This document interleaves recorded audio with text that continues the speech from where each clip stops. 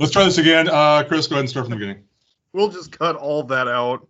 We'll cut out the bit with me trying to stop me and Cody talking over you, but that's so much fun, though. Creating better content than me is what's happening. Hello, everyone, and welcome to another installment of our, I think we're just going to call this Club Moffett Talks at this point. I'm tempted to call it something like Club Moffett Will Persist, but I think I like Club Moffett Talks a little bit better. Today, we are joined by our very good friend, Cody Parish, in the Honors Program. Hey, everyone. You want to introduce yourself a little bit, tell us what you do here? Oh, yeah. Sure. So I'm the Honors Program Coordinator. I've been at MSU here for, I guess, 4 years now, and I've been 3 years in this position, and occasionally I get lucky and I can teach, and normally when I teach freshman composition. But yeah, most of my job is just to work with students and try and find interesting programming that will keep them socializing and building community among each other. Have you found that to be particularly difficult with COVID? Yes and no. Like, we were so used to having different, but also kind of a range of activities that we did every semester, every fall and every spring. We had a Halloween social that was extremely popular that we would have been organizing right now, and we just can't do that, and our students are really bummed about that. We would have also had a game night, board game night, and card game night, and we can't do that either. But what we have found is we have, just by talking to our students and kind of brainstorming, we've found ways to do a lot of stuff virtually. Like, we've had a trivia night. We invited the Deep End owners of the local barcade. The students came up with categories. They came up with the questions. They emceed it, and the students loved it. And we gave them activity points, and we had like 50 students. Our program's fairly small. It's 120 students. Small in comparison to other programs at other institutions. For us, 50 students to come to one of our events is huge. Yeah, that's not bad at all. No, it was phenomenal. And then we had a yoga night to help people just de-stress the week after that, and we had 37 students come to that, which I thought we were going to have like 8. Diane was the person, she's one of our students, and she's actually a yoga instructor in town, and that's how we came up with the idea. But she said like she's normally used to just having like 5 people in her studio, and so I said, well, we'll see what happens. And then we had 37, including Diane, so 36 total. And I mean, that was more than she had ever hosted at one time. But for her, that was awesome. That was incredible for us.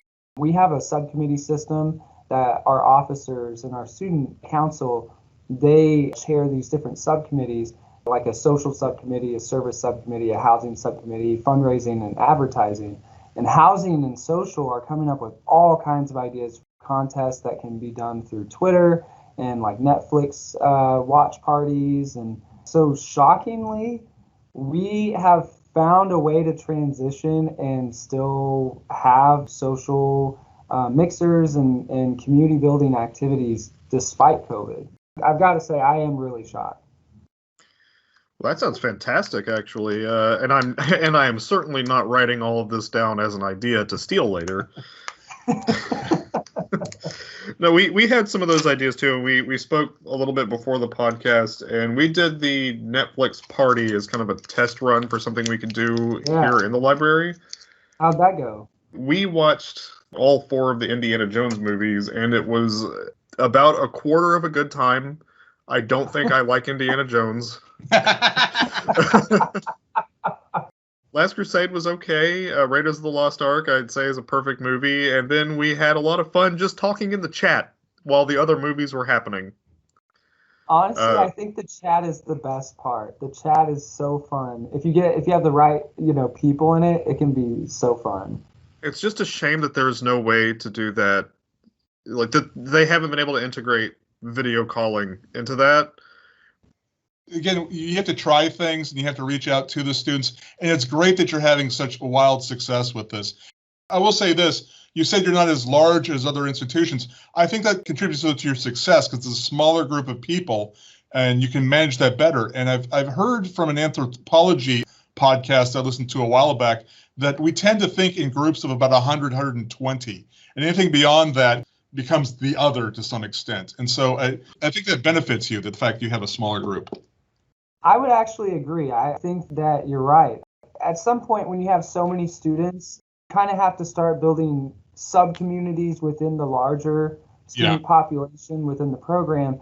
And like you said, at 120 students, it's a good number where students know each other within the program.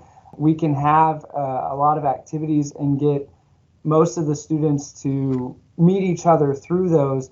Like just by going to a couple of events, they'll have met a large number, probably 80% of the program, depending on what events they go to.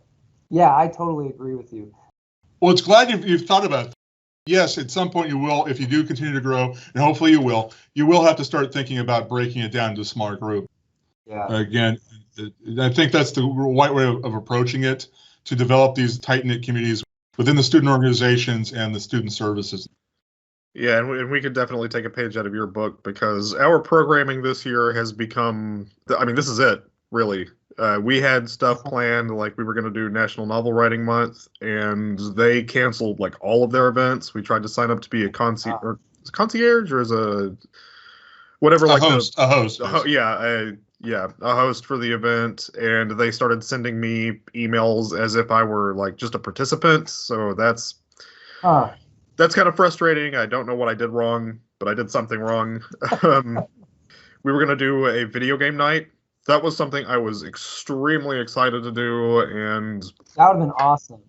Yeah, we were all excited for it. Like, over half the library said that was the #1 best idea that we had come up with for programming, and there's literally no way that we can get people in here the way that we would want to play video games. People would have to be crammed together in a little space. It just wouldn't work. So all of the ideas we had fell through. Had y'all talked with Mustangs Uniting Gamers, like the student org on campus?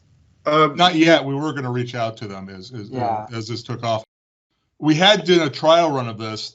I'm an embedded librarian in a class last year, and we did do this on a trial basis with that class, and it was a great success. Now, hold on a second, Ryan. You were an embedded librarian in the same class that Cody was teaching in.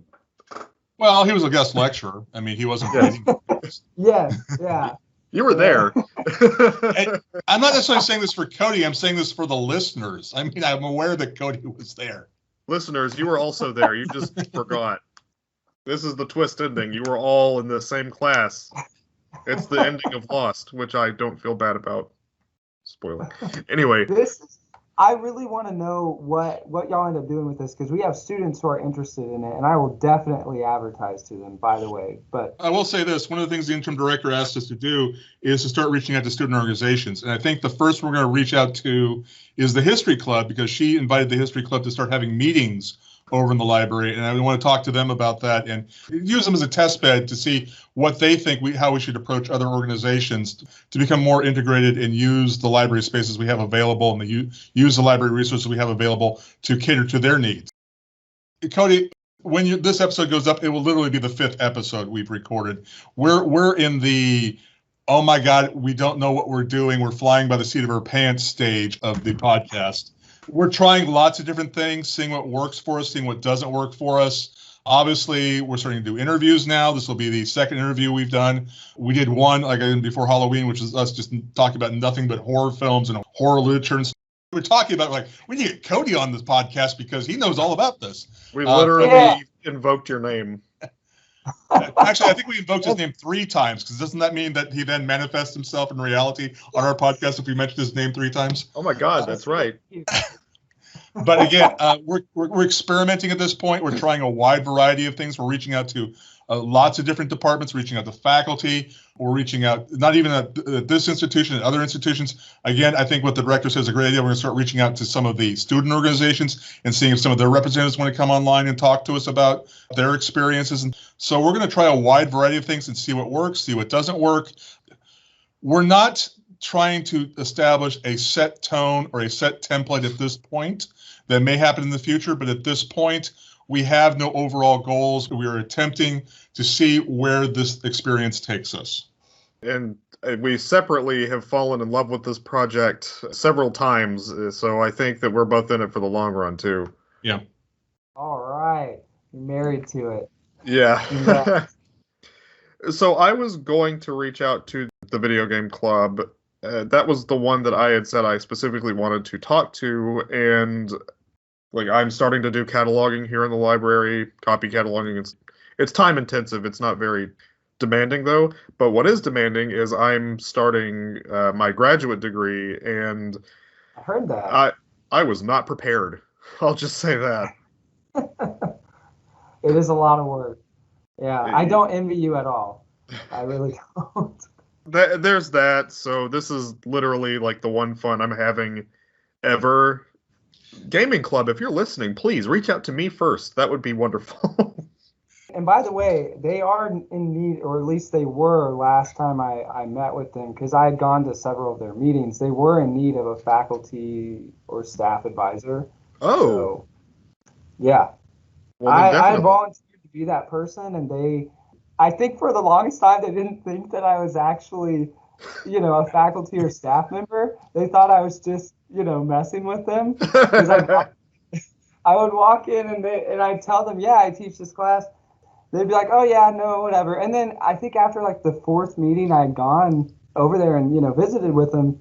One of them asked, like, so are you really? And I was like, yes. I thought you were just messing with us, just walking in and like telling us this to like talk a big game. That's incredible. So what else have you got going on, Cody? Honestly, just trying to write, and since I'm not teaching right now, I really am trying to do more on the writing and conferencing circuit. I'm working with an undergraduate honors student on some research on creepypastas, which I've never gotten into, but now I'm into them suddenly. Like the Lost episode trend. It's usually about some beloved children's character like Squidward or someone else committing suicide. It's very dark. And then the haunted cartridge trend. So those are what we're looking at. And then we also did some stuff with the new It movies and looking at deviance theory and applying it to that. And then I've just got like a bunch of other ideas that I'm working with. That, just trying to keep on top of everything. And then, of course, celebrate, right now, since we're in October, celebrate Halloween. That's really about it, though. I wish so bad for Halloween to be normal this year, but... Right? Hey, you must send me those papers that you're writing. I have to read this. I am enthralled by creepypasta. Really? Yeah, like been drowned, and like that one about the haunted Godzilla cartridge. It's so stupid, but it's so earnest. I love them so much, and I'm so glad that you're bringing this to an academic setting. Yeah. You actually might be able to help us a little bit then too, because again, I'd never read any of this. It was the student, she was into it, and so she brought it to my attention, said she wanted to pursue it, and I said, okay. And so like I've watched a lot of YouTube videos, and she reread them, and so we're kind of getting to the point where we're doing the research side of it. Like we did the primary research, and now we're looking at what academics have said. So we're starting to formulate an idea to present at a conference and then kind of go from there. We might need to talk to you about this. Be careful what you wish for, because I'm already sending you some articles here. Yeah, these two are specifically the ones you mentioned, the haunted video game cartridge. It's a genre in itself. It's so weird how something so esoteric can just morph into its own genre of horror fiction in this case. This is the point where Ryan stops and explains what the nerds are talking about. Creepypasta is an online community of people who are engaged in creating memes, stories, and ideas surrounding that of sort of the suspense horror genre, mixed up a little bit with conspiracy theory, and is a fun place for creativity. Again, it's an online community that is interested in developing these sort of ideas. This is the point where, just as an aside, Chris has to step in and further explain what Ryan missed. The most important part of it, creepypasta comes from copypasta, which is internet slang for copying and pasting something. Yes. That's it. That's my whole point. That's all I had to say. And now Cody comes in and adds that. Yeah, one thing that's interesting about it is it's all user generated, and it usually tries to do something with like an urban legend or create some sort of mythology. Someone might create the bare bones, and then other people develop the mythos as a community. Have you seen how Slender Man was created? Wasn't it like a photo, a black and white photo that someone had photoshopped in like a figure and said, look at this, and then it kind of developed from there? Yeah, it was a Photoshop contest on the Something Awful forums, and if you don't know what Something Awful is, don't worry about it. It was specifically just that, and from there someone created like a little story about the photo, and then from there like more people took that idea and then they created a little more to it, and it became about Slender Man's horror castle in the woods. And it's all just from extrapolation and just people adding on to it. It's almost like the Cthulhu mythos. Like Lovecraft created the base work, he created a lot of the figures and the mythology of it, but really most of what we refer to as the Cthulhu mythos is other writers adding to it. That's true.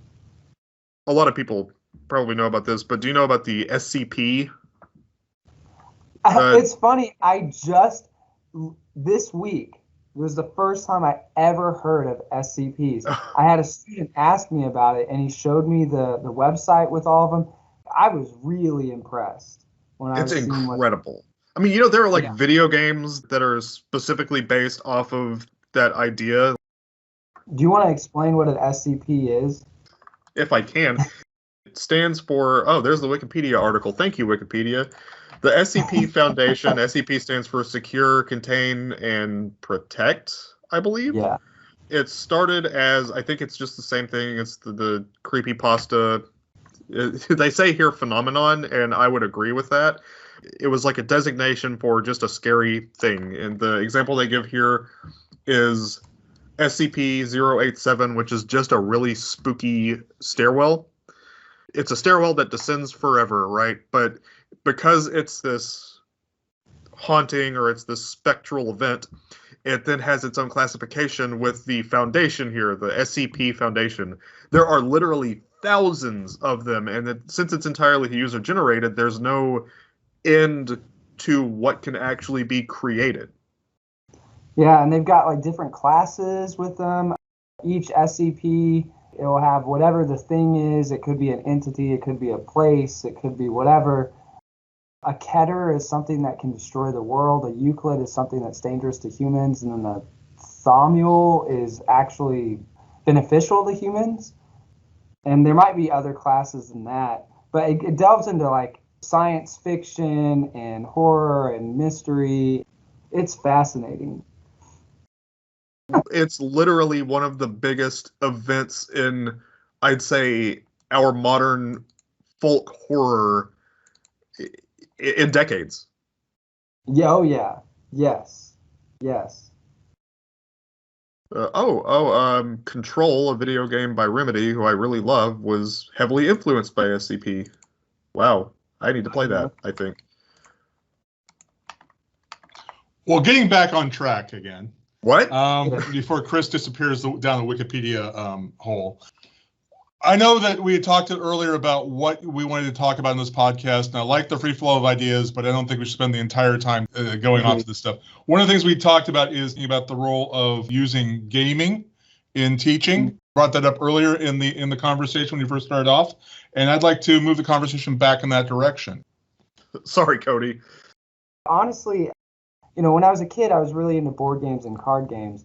And I think as I grew up, I was more enthralled by video games and kind of found this separation from board and card games. And then it wasn't actually until I became the coordinator here of the honors program, and they had this honors game night. And so Dr. Vandehey on campus, he's a psychology professor. Many people don't know this, but he at one point, actually just as recently as this past summer, owned over 1,000 board and card games. He had an entire room of his house dedicated to it. And at one point, he was ranked number 3 in the world at Ticket to Ride. Wow. Yeah. I did not know that. And he just knows so much about board and card games. A while back, started doing an honors game night. He would just pack a suitcase full of board and card games, just random things. But it could be horror games, deck building games. He would bring that, and then we would pay for food and drinks. And our students would come to this and just basically de-stress and socialize with each other and play board games. And I can't tell you how many students have walked out of that, bought the board or card games that they played, and all of a sudden got back into playing these games. So one of the games that I found out about from that was Betrayal at House on the Hill, which is a horror game. You have different tiles that as you explore the mansion, you build your own game space, and it's different every single time. And at some point, a haunt begins, and one of you becomes a traitor. You know, you'll become some sort of ghost or demon or monster of some kind, and then the rest of the party has to band together and try and achieve their objective in order to win. And then, of course, the monster or the traitor can also win too. That's the game that really just, now I've got a ton of board and card games, and I really love playing them. Unfortunately, that's something that during COVID, we just can't do. I will say there are a few resources out there, though. There is the tabletop simulator off of Steam, which allows you to basically recreate any type of board game you wish to desire to. I have a copy on home as well. Let me add in there, could be a possibility that listeners don't know, Steam is the biggest digital storefront on the personal computer. Stop playing your games on consoles. Come join the computer crowd with us. It's very nice here. And speaking of Ticket to Ride, during COVID, I downloaded the online version of Ticket to Ride, where basically you play the game online. So they're starting to do options for that, starting to do board game options. But you're right, COVID has shut a lot of this down. I'll say this, there's been a trend in the last 20 years where they've talked about the fact the newer generations are not socializing anymore. Bowling leagues are dying in this country. Sports leagues are dying in this country. The one exception to that is board gaming. Board gaming is undergoing a real renaissance right now. That's awesome. One minor thing here about all of these literal, like, physical games that are moving into a digital front. One of the games that I played for the longest time is Magic the Gathering. There's now a computer-based version of that called Magic the Gathering Arena. It's so nice to be able to play these games and not have to remember the rules for yourself. Like, I put down a card and all this stuff started happening, like all these effects, and I kind of sat back and said, I could do that? Just not knowing one little bitty facet of the rules and having it apply to the game. These board games, they might have strange rules or something that you might not quite understand completely because of weird wording or whatever. And just being able to have that automated is just such a great asset to my dumb pea brain. And you wanted me to mention a tabletop game called The Captain is Dead. That's available through Steam. I think they're trying to make an actual certified version of it, but I do know that somebody went into that game I mentioned, the tabletop simulator, and created a version of The Captain is Dead. And that's also on my home computer, and I played around with it as well. Because of COVID, it's forcing us to do lots of things independently, including play board games. So I think with us, the thing that we miss most about it, and you touched on this already, Ryan, was that, and one thing that I've noticed is that board games really have helped our students get to know each other and develop community. I think for Dr. Garrison, our director, and myself, community is the biggest thing and our most important goal in terms of community building for our program. And we think that that's also really important to the university goals of retention. For us, board games have been a really valuable tool of developing that community, to the point that we are considering, and I've pitched this idea already, of using some, not too much money, but maybe $50 every semester, buying board and card games with that money, and then basically having a shelf or a display case of board games that students can come and check out. Oh, that'd be wonderful. Take back. Because a lot of students, they're trying to cut down on what they bring to campus. They may have a lot of board games and card games, or none at all. And, they get to campus, and if they had this available to them, they could just pull those out, take them back to their dorm, have a whole bunch of people with them, and get to know those people as they try and defeat the monster and betrayal at House on the Hill, or play red flags and figure out what are people's no-goes on dating. Just so you know, Cody, we've looked into that in the past with the library. And the one problem we have with the library is, again, if we did something like, for instance, your example, Betrayal House on Head Hill, we would have to catalog and keep track of every single tile in that box. We could probably make it a little easier by just saying this includes 40 pieces or whatever, and you have to count individually 40 pieces when you're checking it in. But if one thing gets lost, then what do? Do you rebuy the entire thing? One of the things we talked about is looking at games that only use like maybe pawn pieces or little figurines. For example, one of the things that a lot of these games will have is they'll have some sort of research which is done in the form of cubes. Well, you can go online and buy teaching tools for like elementary schools, which is like 1,000 little colored cubes that you can buy for $20. And so we were thinking about maybe doing something along those lines and replacing out a lot of that type of little itty bits and moving pieces with something that's common. If it comes back with some of the cubes missing, we just reach into our big bag of cubes and throw a few more cubes into there. This has brought up a good point, Chris. Maybe we should start looking into that again, about putting out gaming stuff again. This kind of got sidetracked with as far as everything happening here in the library and with our remodeling, because we said we were going to do that as soon as the remodeling's done, and we forgot about it because, again, COVID happened after the remodeling. But we need to go back and see about researching games that have few moving pieces, or the moving pieces that are involved with them can be easily exchanged for something else, and see if we can start getting games that can check out to the students. Yeah, I totally agree. I think, Cody, if you did that and we also started to kind of archive this stuff, I think we could really work together pretty well in our programs that we're planning. Yeah. I'm going to change the subject for a second. Well, not really change the subject, but I want to focus on the idea of using games in the classroom. Hopefully there are some faculty members who are listening. And this is what you were talking about before with Chris when you were saying gamification, I think you said earlier. Yeah. It's the idea of using games in the classroom for instruction. If any faculty is here online listening to us, there is a lot of stuff as far as the education department has done, and as far as other education departments throughout the country have done, about incorporating games and gaming systems in their lesson plan. Just beyond what Cody's saying about just creating a community or a place where the students feel comfortable, that's great. But you can actually go a step further and incorporate this into your lesson plans and make it part of the teaching experience.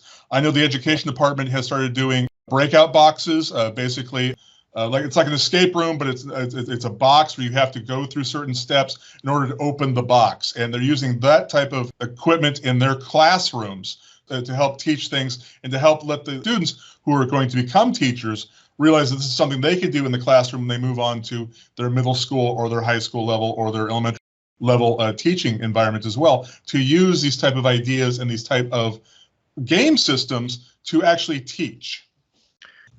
So how do y'all have those? I know y'all have some things for students to be able to check out. Are they the escape room boxes? Yeah, they check out. I believe they check out to students, or they might just be able to check out the faculty. I do not know that. I can get back to you with that, Cody. But I know that if you are a faculty member, if you want to use one of these boxes in your classroom, we will. They do check out the faculty. One thing I was going to say about the escape rooms for those listening is that escape rooms have been proven to be very useful in helping students understand personality types, helping students understand leadership types and styles, because they're collaborative in nature. And so oftentimes you'll have one teammate who tends to take charge and start delegating tasks. You can see fairly quickly, if someone is a little more like pacifistic and they want to kind of ease tension and they want to facilitate rather than lead, and then other people might be more followers. You can use that in lessons where you're trying to help students understand, like I said, leadership styles, or maybe where they fit into the grand scheme of things in terms of personality. Yeah, that's creating like a user profile and not actually doing anything intrusive. That's coming out naturally. Normally, you've got somebody who kind of will oversee in a more like they're watching and taking notes. So that would be the instructor of the class would watch the team, go through the escape room, and then like ask them, facilitate like a post escape room discussion. What did y'all notice when you were in there? Who took charge? And then also tell them what they observed as the instructor looking for certain qualities. Yeah, there's lots of levels to it. The education department's using it in terms of problem solving, but you're right. You can also do it in terms of looking at social dynamics.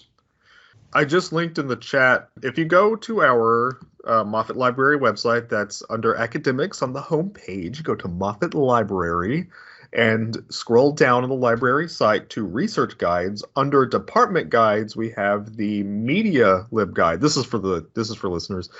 If you click on course reserve when you get to the media department lib guide, we have the full breakdown of everything that's included in the breakout EDU kits. I mean, that's literally everything you could possibly need for an escape room. I think these are the ones that we used for TLC. Yeah. We use these specifically to create I didn't, but they were used to do something like this. It was create a group dynamic based on how we utilized this to answer our questions. I would like to throw out another example of how to use, like I use card games in my class as a pedagogical tool. So like I said before, when I usually teach, I teach English 1143, academic research and writing, which is just freshman composition class. But in that class, we discuss rhetorical appeals like ethos, which is an appeal to ethics or credibility, logos, which is an appeal to logic, and pathos, which is an appeal to emotion. And then we also talk about logical fallacies.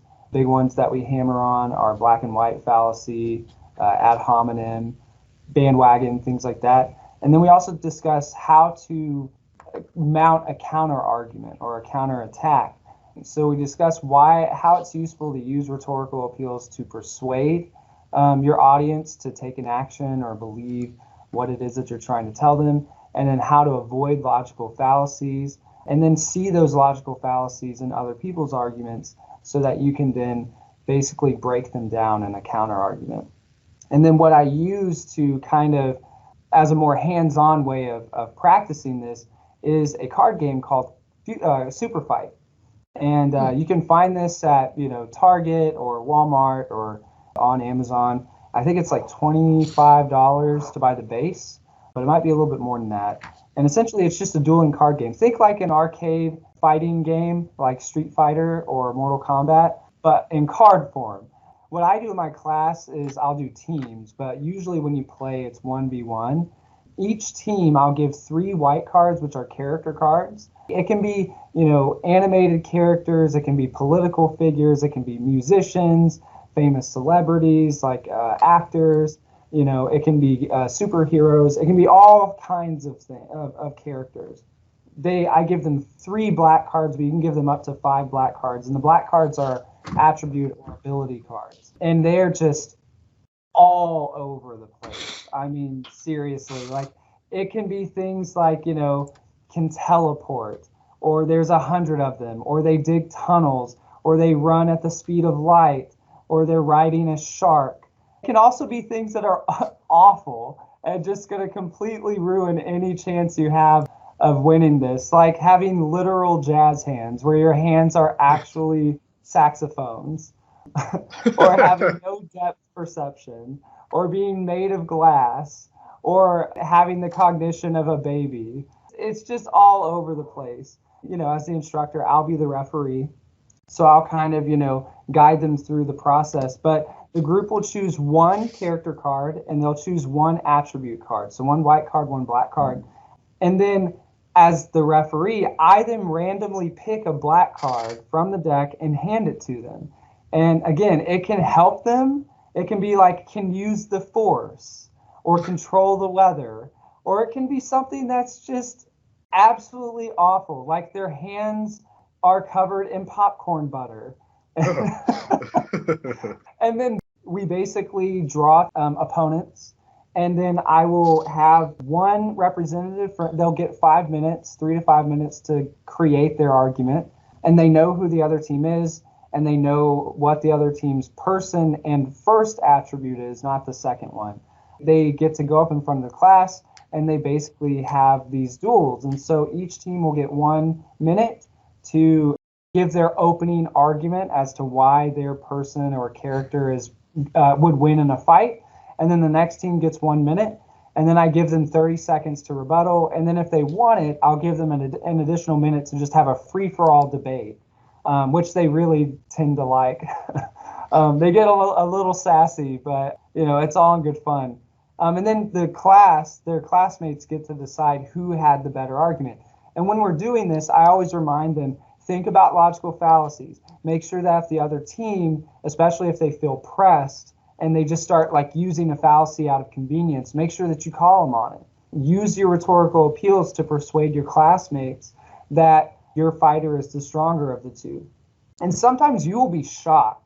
There are times where it looks like there's absolutely no way that one team could win, and they will just make the most off-the-wall argument, and their classmates will be like, yeah, that was the most creative argument. I like that, and they'll end up winning. And they love it. And so it's a really good pedagogical tool to reinforce this lesson. And it doesn't feel the same as a lot of other activities that you do in class because it's a card game. And I'll throw another card game that would work on that. And this was actually when we went to ASAT last time. This is the card game. It wasn't available yet. And I wanted to have this card game because this is a card game we could have played in the van driving down to Sam Houston State. Me and Cody went on a road trip a while back. This is a game called Champion of the Wild.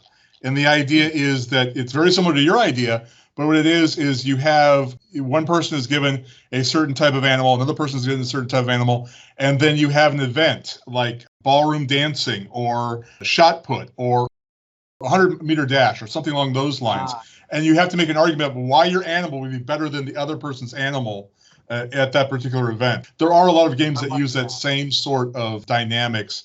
It's interesting. There's such a wide variety. Again, I talked about the fact we're in a renaissance of card games and board games. There's such a wide variety of things out there that there are tons of different ways that these games can teach or give knowledge, or you could use them in the classroom. Yes. It sounds like that's a really great critical thinking tool as well. Like just being able to not just create this scenario, but look critically at all of the various aspects that you need to consider. You could say okay, well, my fingernails glow now, but then think okay, well, how could I put that into a practical application? How does that benefit me more than just the fact that I look down and I'm glowing? Yes. I remember one team had a witch, but with a Hulk's upper body. And they thought that they were just set. And the other team was just missing the fact that, if Hulk has an upper body, the witch can't cast a spell because all Hulk can say is Hulk smash. and if you have a Hulk upper body and a witch's lower body, I'm assuming the Hulk's upper body is going to be a lot heavier than the witch lower body. So it's going to topple over. It just won't work. It's interesting to watch them because some of them will pick up on these things, but others won't. One thing that is hilarious is every time I've done this, I don't know how, because there are 200 white cards, but somehow someone will inevitably choose Pikachu. and I remember there was one team, I can't remember what the Pikachu's attribute was. The fact that it's Pikachu alone is going to help a lot because it, can use lightning and thunder and all that and basically kind of control the weather. But the other team, I think they had Katniss. Katniss said, well, we'll just throw water on you and you'll be done. And I was like, when is someone going to mention that water conducts electricity? Come on now, y'all. You just made the rat stronger. Yeah, you just helped it. The other thing was no one on Katniss's team mentioned that if Pikachu is in a building, if they're fighting within a building, it's going to be a lot harder because Pikachu can't just summon thunder through the building because, a building's enclosed. So that's inherently a problem. So, Chris, as you're saying, I mean, critical thinking is everything. Sometimes, unfortunately, you'll get a team that gets 3 white cards that they don't know any of them.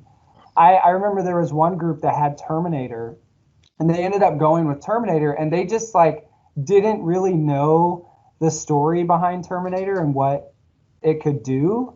And so they missed so many opportunities. So part of it is knowing, what your character, who your character is and what it can do. Oh, that's kind of heartbreaking. And that's one of the reasons I actually suggested this game called Call of the Wild, because it's like a gorilla doing the shot put. I mean, that's basically it. And also, you have to understand too, if we're trying to get teachers involved, you guys just mentioned Pikachu. I guarantee you, there's a number of faculty on this campus who have no idea what Pikachu is. Yes. There are other games out there. If what Cody and Chris are talking about are confusing you, be aware there are other games which are more, I guess, less genre savvy and more just general acceptance and general concepts, ideas that you could use as well. Although the knowledge of these culturally significant characters, that in itself is kind of a knowledge. It is. It's just being able to identify these aspects that are inside of our own culture. Yeah, I mean, it requires a lot of cultural knowledge. And as an instructor, it might just kind of depend on what your strengths are and your background is. For an instructor who doesn't really pay attention to pop culture, Super Fight might not be super helpful. But for like a TA or maybe someone who does kind of pay a lot of attention to that, I think Super Fight can be really helpful. But that's where you kind of have to choose, as Ryan's pointing out, maybe for someone who doesn't get all the pop culture references, the Call of the Wild would be a much better game choice for a lesson like this. But there's so many games out there. There's so many. The Unnamed Podcast does not advocate the purchase of any games that we mention here. They are not a sponsor. Yes, not a sponsor. That's right. We might not be advocating for something as an institution or as a part of this program or anything, but personally we have things that we might be more biased toward, but it's for good reason. It's something that we can actually see an application for. Yes, and that's the thing is with this, we found that, at least for me, I found that Super Fight has worked really well and that students like it. And so if it's an effective tool, if you're, for any instructor out there who's trying to figure out maybe something that students aren't used to seeing in the classroom that might shock them out of their stupor and make them realize, oh, wow, I don't have to just engage with this in the classroom. There are different ways to engage with the knowledge that I'm using. I think that's where board and card games can be that shock factor that students just aren't prepared for. They get really into it. So if it's effective, why not use it? And I think you have a really good point there, Cody. A lot of times they've got this divide between the classroom is supposed to be this and my life is supposed to be this, not realizing that you can apply learning, you can apply those critical thinking skills in your own life. The purpose of us teaching critical thinking skills isn't so that you get your degree. It's so that you can apply these skills throughout the rest of your life once you get out of college. Exactly. You hear so many people say I don't need to know this stuff in the workforce or whatever, but you'd be surprised by how much stuff you don't realize you are actively using, just even if it's a background thing in your head. Yeah, I agree. Well, I think this conversation, maybe I killed it, I don't know, but I think we're and I'm not going to leave that long pause in there when I edit this. Okay, fair enough. Oh yeah. But yeah, we're running pretty long on this one, so God, we could talk forever though. We say that at the end of all these podcasts. It's well, if we weren't adhering to a strict hour or so for these, we could just talk for the rest of the afternoon. But I think we're getting to the point where we're almost out of time, and we certainly don't want to keep you, Cody. Yeah, no, this has been really nice. I'm glad that y'all are, that we've got an episode that's kind of dedicated to several things, but among them, the use and efficacy of board and card games in the classroom. Because I really do think this is an underutilized tool that instructors will be shocked at how effective it can be. Yeah, and just things that are maybe not so